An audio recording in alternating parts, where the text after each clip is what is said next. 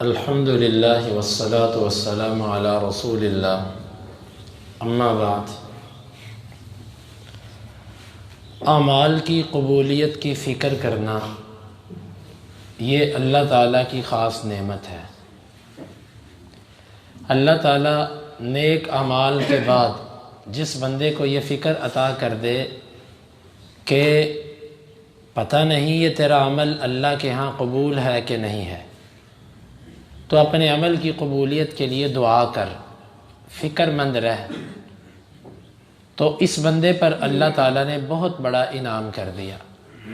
اور جو بندہ عمل کرے اور اس کو قبولیت کی پرواہ بھی نہ ہو، اس کے دل میں کبھی احساس بھی نہ آئے، یہ غفلت ہے، اور یوں ہی کہہ لیجئے کہ اللہ رب العالمین کی طرف سے دوری ہے۔ حدیث کے اندر آتا ہے، قرآن مجید کی جب یہ آیت مبارکہ اتری، والذین یؤتون ما آتوا وقلوبہم واجلہ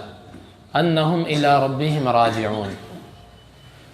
اس کا معنی یہ ہے کہ وہ اللہ کے راستے میں جو بھی دیتے ہیں ان کے دل ڈرتے ہوتے ہیں کہ وہ اپنے رب کی طرف ہی لوٹ کر جانے والے ہیں۔ عائشہ صدیقہ رضی اللہ عنہا کہنے لگی، اہم سارقون اہم یزنون یخافون اللہ یتقبل منہم، اللہ کے رسول صلی اللہ علیہ وسلم یہ کون لوگ ہیں جو نیکیاں کر کے بھی ڈرتے ہیں؟ کیا یہ چور تو نہیں ہیں، یہ زانی تو نہیں ہیں، جو یہ برے کام بھی کرتے ہیں اور ان کو ڈر ہو کہ پتہ نہیں نیکی قبول ہوگی کہ نہیں؟ آپ نے فرمایا کہ لا یبنۃ صدیق ہم یصومون ویصلون ولکن یخافون اللہ یتقبل منہم، یہ وہ لوگ ہیں جو نمازیں بھی پڑھتے ہیں،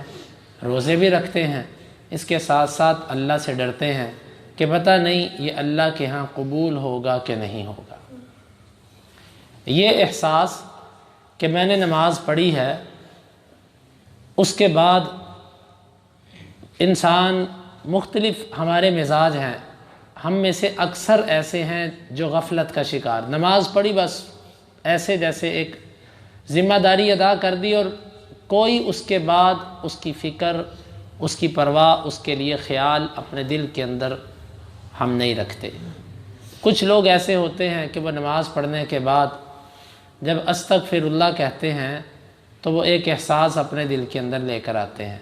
وہ احساس یہ ہوتا ہے کہ اللہ، جس طریقے سے میں تیری عبادت کرنا چاہتا تھا وہ میرے سے نہیں ہو سکی، تیرے شایان شان جو عبادت ہے وہ میں نہیں کر سکا، استغفر اللہ، اللہ اس کوتاہی پر میں تیرے سے معافی طلب کرتا ہوں۔ وگرنہ آپ خود سوچئے کہ نیکی کے بعد تو نیکی اللہ کی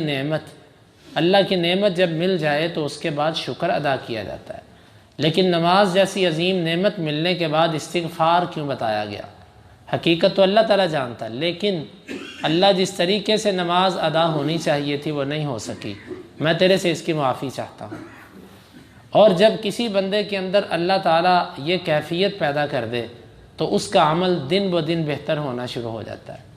کیونکہ پھر وہ ہر آنے والی نماز کو پہلی نماز سے بہتر بنانے کی کوشش کرتا ہے۔ اسی طرح کوئی بندہ اللہ کے راستے میں صدقہ دیتا ہے، دینے کے بعد دو طرح کی کیفیات ہوتی ہیں۔ بعض دفعہ دل کے اندر یہ آتا ہے کہ میں نے یہاں پر دیا ہے، اب میں کوئی بات بھی کر سکتا ہوں، کچھ روک بھی سکتا ہوں کچھ چیزوں سے، کچھ چیزوں کا حکم بھی جاری کر سکتا ہوں۔ اور بعض دفعہ یہ ہوتا ہے کہ اللہ کے راستے میں دیا اور انسان دینے کے بعد صرف اور صرف اس فکر میں ہے کہ اللہ اسے تو اپنی بارگاہ میں قبول فرما لے، کہ میں نے جو محنت کے ساتھ تیرے فضل سے اور اس کے بعد اپنی محنت سے جو میں نے کوئی 4 پیسے کمائے، اللہ میں نے اپنے خون پسینے کی کمائی تیرے راستے میں دی، اللہ تو اسے قبول فرما لینا۔ منت سماجت، یہ جو انداز ہوتا ہے یہ محبت کا انداز ہوتا ہے، یہ عظمت کا انداز ہوتا ہے۔ بندہ یہ انداز وہاں پر اختیار کرتا ہے جہاں پر بندے کے ذہن میں کسی کی بڑی تعظیم ہوتی ہے۔ آپ کے گھر پہ کوئی ایسا بندہ آئے جو آپ کی نظر میں بہت بڑا ہے، آج کی دنیا میں کوئی وزیر اعظم کسی کے گھر پہ آنا چاہے، کوئی سیاسی لیڈر کسی کے گھر پہ آئے، وہ اس کے لیے جو بھی اکرام کر سکتا ہے وہ کرے گا، اس کے بعد وہ اسے یہی کہے گا، سر جی آپ کے شایان شان تو میں نہیں کر سکا، تو بس یہ آپ کی ذرہ نوازی ہے کہ آپ ہمارے جیسوں کے گھر پہ تشریف لائے، تو یہ آپ کی بڑی مہربانی، آپ نے ہمیں نوازا۔ 100 قسم کے وہ اس کے شکریہ ادا کرنے کے کلمات بھی بولے گا، اور ساتھ یہ کہے گا کہ جناب میں نے تو کچھ بھی نہیں کیا، آپ کے شایان شان کچھ بھی نہیں ہوا۔ اصل میں اللہ کی عظمت جب کسی بندے کے دل میں آ جاتی ہے تو وہ اپنی یہ ٹوٹی پھوٹی عبادات، اپنا یہ رات کا جاگنا، اپنا یہ روزہ رکھنا، سارا دن بھوکا رہنا، اور اجتناب کرنا حرام کاموں سے، شبہات سے بچنا، اس کو وہ کہتا ہے اللہ یہ کچھ نہیں کیا میں نے، اللہ تیرے لیے جو کر دینا چاہیے تھا وہ میرے سے ہو نہیں پایا، میں نے کچھ نہیں کیا تیری ذات کے لیے، لیکن تیرے میرے اوپر احسانات، تیرے میرے اوپر انعامات، اور جو تو نے مجھے نوازا اللہ اس کا تو میں شکریہ بھی نہیں ادا کر سکتا، بجائے اس کے کہ میں تیرے ان احسانات کا حق ادا کروں، یہ ہو ہی نہیں سکتا۔ یہ احساس آج ہمارے دلوں سے مفقود ہوتا جا رہا ہے۔ میرے محترم بھائیوں، نیکی کرنا اور نیکی کے بعد اس فکر میں لگنا کہ پتہ نہیں یہ حق پر پہنچی ہے کہ نہیں پہنچی۔ آپ دیکھیں، آپ کسی بندے کو اگر پیسے بھیجتے ہیں، بڑی رقم بھیجتے ہیں، تو آپ بھیجنے کے بعد جب تک آپ کو اس طرف سے کوئی پیغام نہیں موصول ہوتا، ابھی مجھے پیسے وصول ہو گئے ہیں، اس وقت تک آپ بھی تشویش میں رہتے ہیں۔ جب وہ چیز حق پر جگہ پر پہنچ جاتی ہے تو آپ مطمئن ہو جاتے ہیں کہ بھئی پہنچ گئی۔ ہم اللہ تعالیٰ کو اعمال بھیج رہے ہیں، اپنی آخرت کے لیے یہ اعمال ہم اللہ تعالیٰ کو بھیج رہے ہیں، یہ نمازیں، یہ روزے، یہ عبادات، یہ اتنا بڑا سامان ہے کہ اس کے رستے کے اندر انتہائی خطرناک چور شیطان بیٹھا ہوا ہے جو ہمارے اعمال کو کسی نہ کسی طرح برباد کرنا چاہتا ہے۔ عمل کرنے سے پہلے بھی کوشش کرتا ہے، عمل کے دوران بھی کوشش کرتا ہے کہ توجہ ہٹا دوں،